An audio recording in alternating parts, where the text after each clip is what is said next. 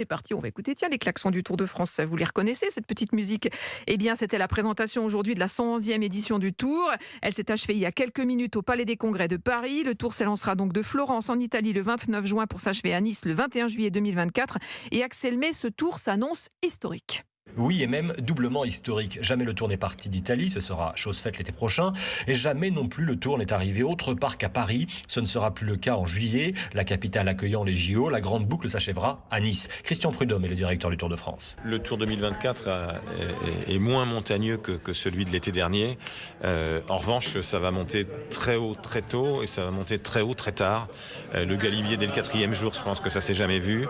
Et la cime de la Bonnette, 2802 mètres à 48 ans de l'arrivée finale, ça s'est sans doute jamais vu non plus. La cime de la Bonnette fera d'ailleurs office de toit du Tour de France 2024. Alors dans les grandes lignes, les organisateurs ont concocté un parcours qui passera notamment par les Apennins, les Alpes, les vignobles de Bourgogne, Colombey-les-Deux-Églises, la ville du Général de Gaulle, le Cantal, les Pyrénées ou encore Nîmes, avant donc de se conclure à Nice par un contre-la-montre. Et la dernière fois que le Tour s'est terminé avec une épreuve chronométrée, c'était en 1989. Laurent Fignon perdait son maillot jaune pour 8 secondes quand on vous dit que ce Tour 2024 s'annonce historique.